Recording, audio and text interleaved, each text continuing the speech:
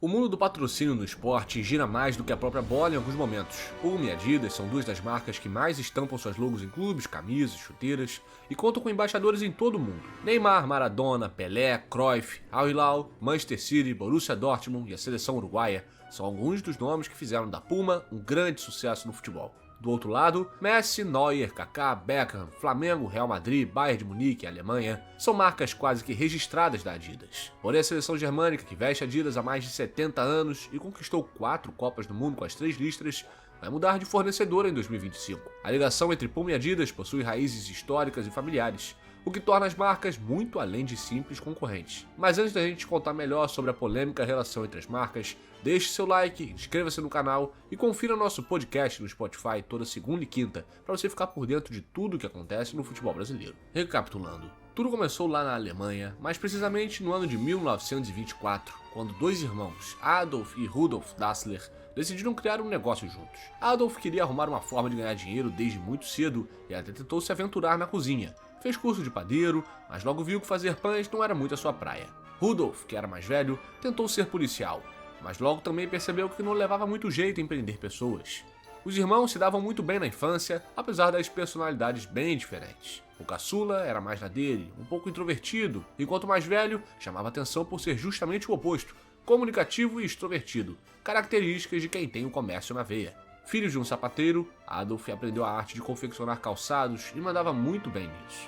A criatividade e o interesse do jovem pelo design também chamavam a atenção e logo cedo o garoto já conseguia produzir sapatos de primeiríssima linha. Como vender não era praia de Adolf, Rudolf se juntou ao seu irmão com seu jeitão carismático e assumiu a frente da parte comercial do início de uma parceria que traria muito dinheiro e problemas. Nascia ali, na cidade alemã de Herzogenaurach, a Gebrüder Dassler Schuhfabrik, que em português significa Fábrica de Sapatos dos Irmãos Dassler. Além da qualidade dos sapatos, os irmãos tiveram uma primeira grande sacada, que mudaria para sempre a história da fábrica: desenvolver sapatos voltados para o esporte. Adolf pensou que poderia melhorar a performance dos atletas caso eles utilizassem tênis próprios para a prática de esporte. A ideia pegou e já nas Olimpíadas de 1928, alguns praticantes já fizeram uso de calçados dos Dassler. A década de 1930 chegou e os negócios caminhavam muito bem para os irmãos, que já vendiam milhares de pares por ano. Porém, a Alemanha nazista começava a se formar e ganhar forças.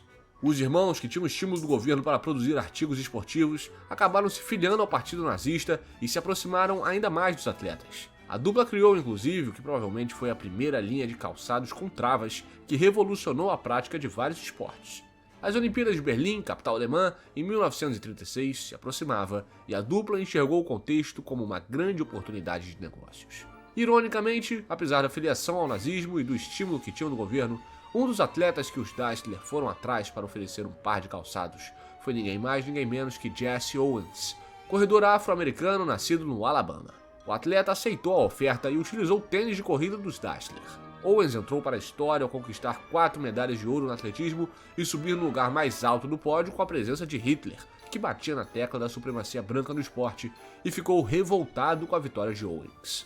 Após o sucesso nas Olimpíadas, os tênis dos Dassler entraram em outro patamar. Tudo parecia fluir bem, mas a Segunda Guerra Mundial chegou para azedar o caldo. Rudolf foi convocado para a guerra, temeu por sua posição na empresa e acreditava que Adolf teria usado seus contatos políticos para que somente um dos irmãos fosse convocado.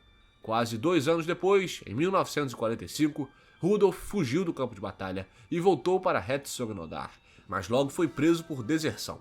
Com a libertação da Alemanha nazista, Rudolf foi solto, mas por pouco tempo. No mesmo ano, o exército americano o prendeu por suspeita de espionagem e só foi liberado 1 ano depois.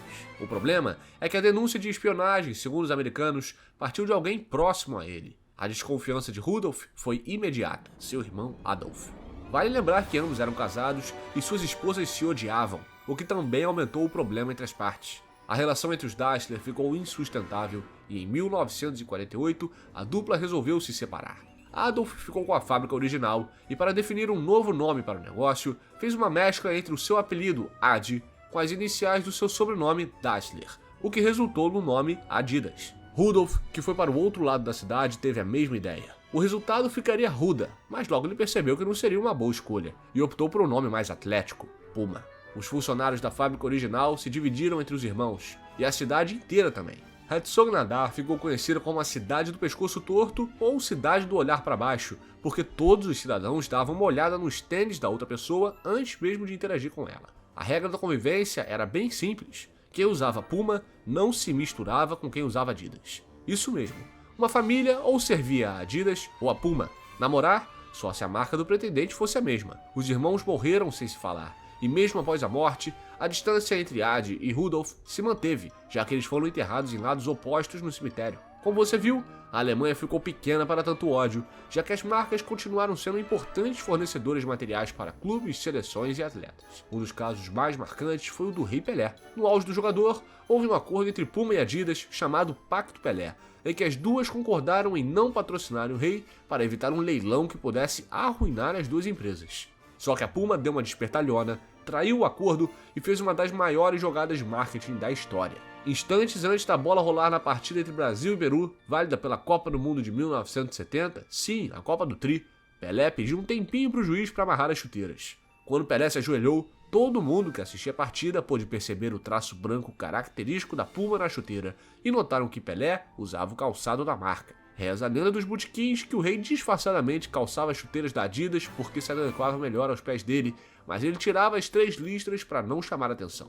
O que já era ruim ficou ainda mais intenso, e na Copa seguinte, em 1974, a briga entre as marcas continuou e envolveu outro grande protagonista, a grande estrela do evento, Johan Cruyff, o craque da laranja mecânica. A seleção holandesa era patrocinada pela Adidas, enquanto o camisa 14 tinha contrato com a Puma. Jogar com o uniforme das 3 listras significaria um grande problema para a marca de Rudolf, que morreu naquele mesmo ano. A solução encontrada para que Cruyff não se comprometesse com sua patrocinadora de chuteiras foi utilizar um uniforme confeccionado com uma diferença em relação aos outros jogadores. 2 linhas em vez de 3 na camisa do craque, um detalhe sutil, mas que gerou um burburinho muito barulhento na época. Puma e Adidas viveram essa rivalidade intensamente até o início dos anos 2000, quando empresários das marcas resolveram dar uma trégua e marcaram um amistoso para selar a paz. Funcionários das duas empresas se enfrentaram e fizeram as pazes em 2009 em apoio à organização Peace One Day, Paz um Dia em tradução livre, que celebrou o Dia Mundial Sem Violência no dia 21 de setembro daquele ano. Hoje, as empresas seguem como concorrentes e não são mais administradas por familiares dos Dassler, o que afastou de vez qualquer desavença familiar. A gente vai ficando por aqui, mas não esqueça de se inscrever no canal e ativar as notificações para receber em primeira mão nossos conteúdos. Até a próxima!